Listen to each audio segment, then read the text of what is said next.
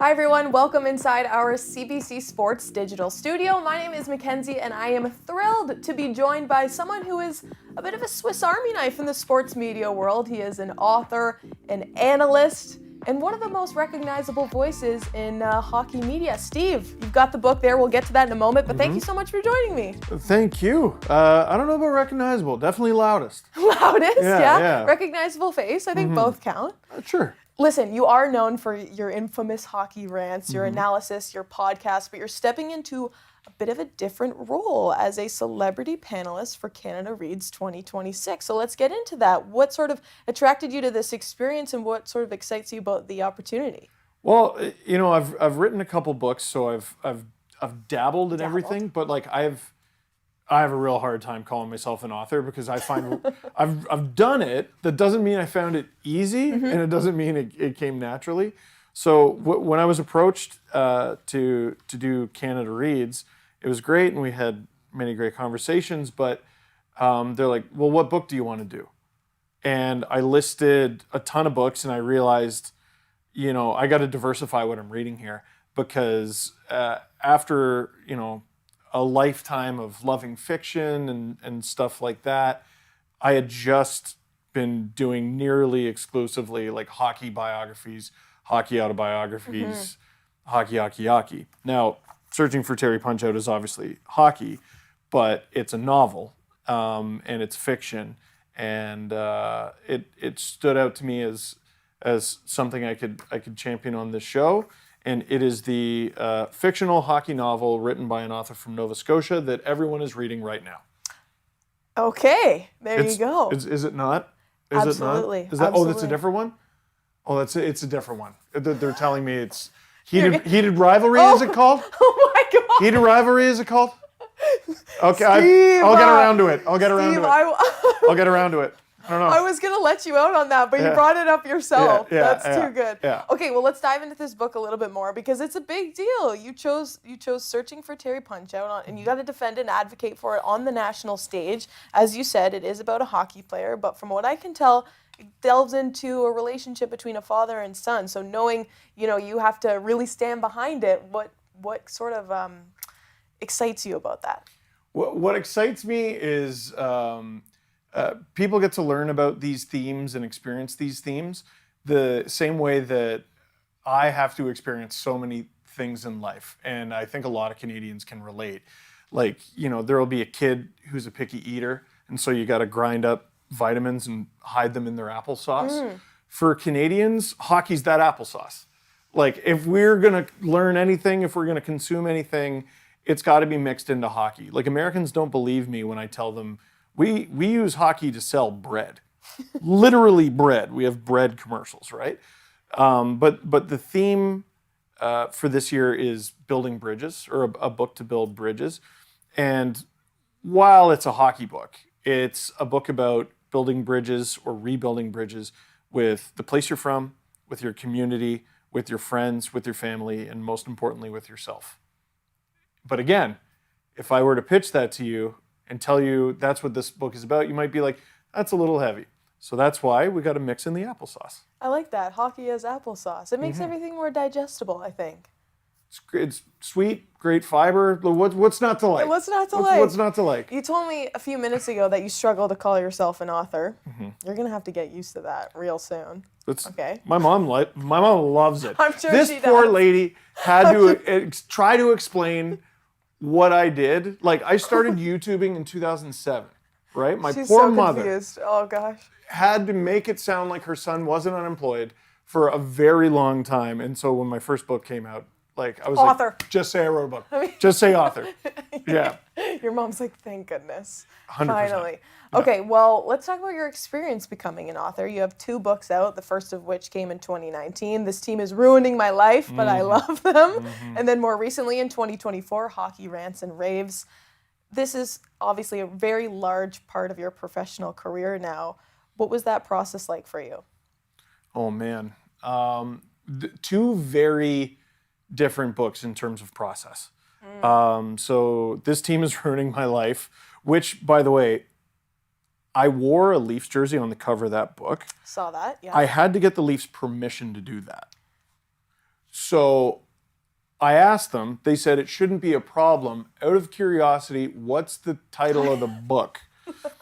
So I had to tell the Leafs, it's called This Team is Ruining My Life. And I guess they have a sense of humor because they let me do it anyway.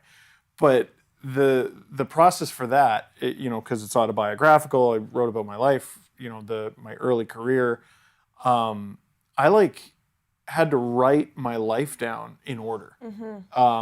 Like a list of events, stuff that I knew had to be in the book, which led me to stuff that I discovered had to be in the book. And then it led to me interviewing my family and friends to make sure they remember events the same way I did. Interesting. For accuracy. Hockey Rants and Raves was very different because it is very literally just hockey rants and raves. It's mini essays, and by mini I mean some of them are like 7,000 or 8,000 words. Some of them are much shorter, but it's bar arguments, right? Is anyone actually better than Wayne Gretzky? Who's on your goalie Mount Rushmore? There's arguments that don't necessarily need a conclusion or a conclusive opinion, like should fighting be in hockey? And so I go, yes, no, and I snake through it. And at the end of it, I just end up a hypocrite, like I think most people talking about hockey. I was just doing another interview. Whenever a player gets knocked out in a hockey fight, the announcer usually says something along the lines of, oh, well, you hate to see that. You hate to see that? You loved to see What was all the yelling and screaming about then? Yeah. Why, when there's a fight, do we all stand up and we go, wow, and then someone gets knocked out and our reaction is, oh. We're all hypocrites when it comes to hockey fights. I'm not judging. I'm just saying that's what it is. Interesting. Because the themes of these two books are so different, did you find it was easier the second time around, or was it just as difficult? It was a little easier the second time around. I thought it was going to be much easier. Yes, okay. And I was wrong, because the first book I wrote, I had 0 children. The second book I wrote, I had 2 children. And life happened. They were not interested in me sitting there in silence for hours at a time. So it took a little, that one took a little longer to write. For, maybe reasons I wouldn't have suspected, that's why. External, factors. Yeah. Oh, yeah. I can write about hockey. I can talk about it. That's easy. That's the easy part. Finding time and also wanted to do it justice. I wanted to be really well researched, and for goalie Mount Rushmore, you're going through hundreds or thousands of goalies that have ever played the game. You narrow it down to something like 20, 25, and then your Mount Rushmore's 4. Yeah. A lot of people go, well, mine, and then they name 6 people. I don't know if you've ever seen pictures. Never seen the I've never been there. Mm-mm. It's 4. So you have to come up with 4. And you need a really well-researched argument for that. So I had to research that a lot more thoroughly than I needed to research myself. Right. Because I was there. Yeah, and I guess you don't have quite the accessibility to the people who would know these players as you do your family asking about yourself when you were younger. Exactly. And one of the things that took really long with Hockey Rants and Raves is I would send these little texts to people who I knew. I texted someone who I know is a big Ken Dryden fan. Alan Walsh, who's an NHL player agent, and he does a podcast with us on SDPN. I asked him a question about Ken Dryden. Alan has 3 forms of communication. 1-word text, 1-sentence text, 45-minute phone call. No in between. No in between. And he picked 45-minute phone call because it's Ken Dryden. And if you get someone worked up about their favorite guy, and that book is full of someone's favorite guy, it can slow the process down a little bit, but it makes it more thorough. Well, congratulations on both of these books being released. We look forward to watching you defend this one. Let's talk hockey, though. Your favorite thing to do. We cannot ignore the fact that Milano Cortina 2026 is around the corner. As you know, for the first time since 2014, NHL players will be back into the mix. Can you speak to the significance of that and what sort of impact you expect it to make? Absolutely massive. I don't know if we fully appreciated how much we missed Olympic hockey. And I know I didn't fully appreciate it until last year at the Four Nation Face-Off. Yes. And I didn't, I was born in '88, so as a hockey hothead, one thing that always eluded me a little bit that I never quite understood was the hype around the 1972 Summit Series because it was so far ahead of my time. But what made that such a memorable series and what made it mean so much to so many people was the political climate of the time. And I guess I had never really experienced that, never quite had that in my lifetime, at least not pertaining to a hockey tournament. Like, I never really hear too many people being like, I've never heard someone describe their favorite game from the 72 Summit Series. They have their favorite moment, obviously Paul Henderson's goal and everything. It wasn't even necessarily about the hockey. It was about what it meant.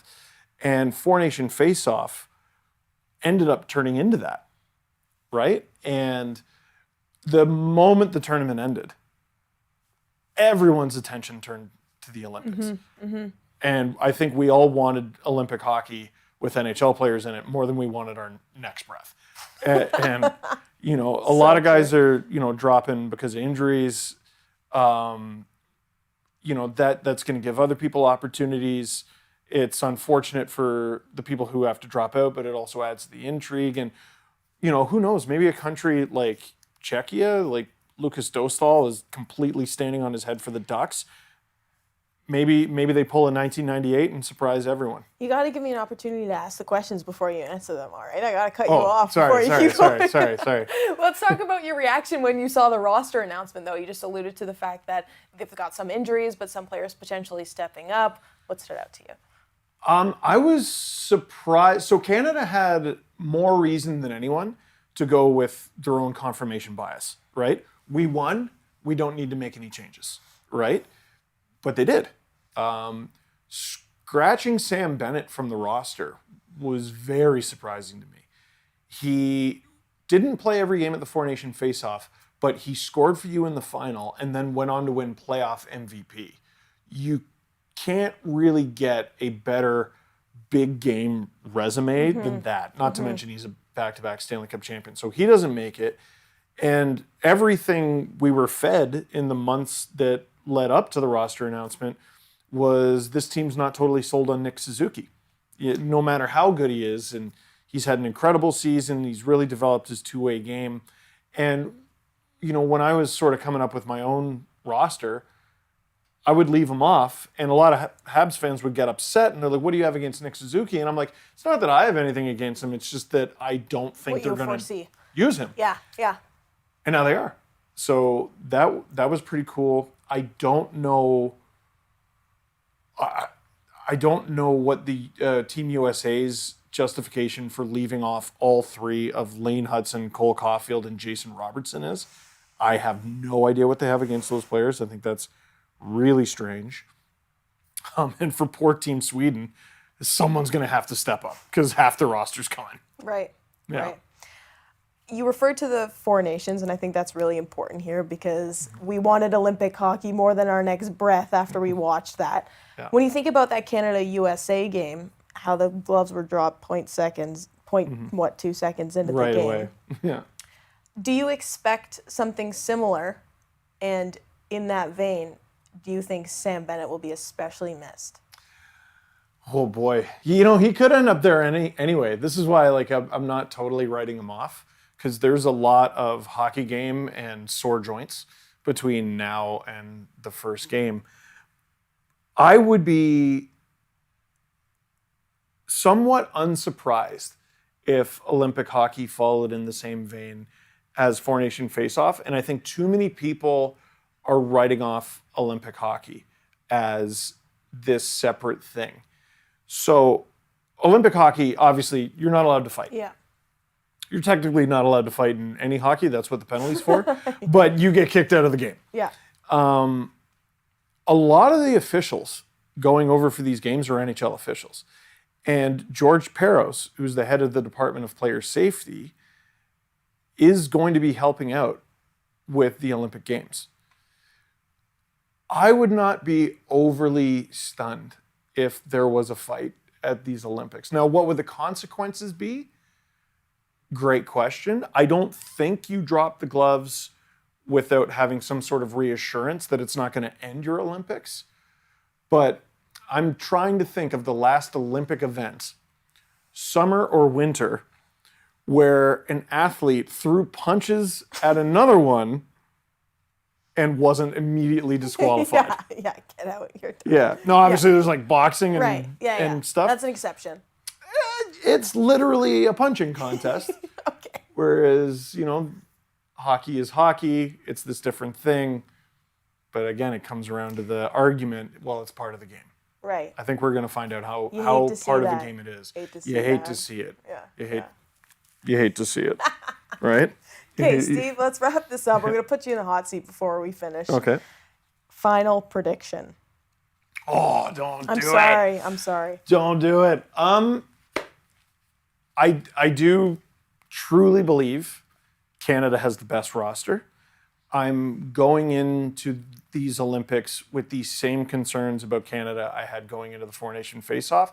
I don't know who's going to stop a puck. People talk about how goalies are unpredictable. No greater example than the Four Nation face-off. Jordan Binnington had a terrible season leading up to that. He had a terrible 3 games leading up to that at the Four Nation face-off. Best player on the ice. Boom. Best player on the ice. So, is he going to be their game 1 starter? I don't know. But the one team I think we're all forgetting about a little bit because they weren't one of the 4 at the Four Nation face-off, Czechia. Sleep on Czechia at your own peril. I think they're a really highly skilled team, a lot of snarl, and they're going to get saves. Sleep on Czechia at your own peril. All right, write that one down. Steve, thank you so much again for taking the time. Congratulations on your spot as a celebrity panelist with Canada Reads 2026. Let's get that front and center. Searching for Terry Puncho. That is the book that Steve will be defending, and we look forward to seeing you featured in that, and also your reaction to Milano Cortina 2026. You gonna say thanks, Vag? Oh, sorry. Yeah, thanks. Appreciate it. I don't know. I never know what to do.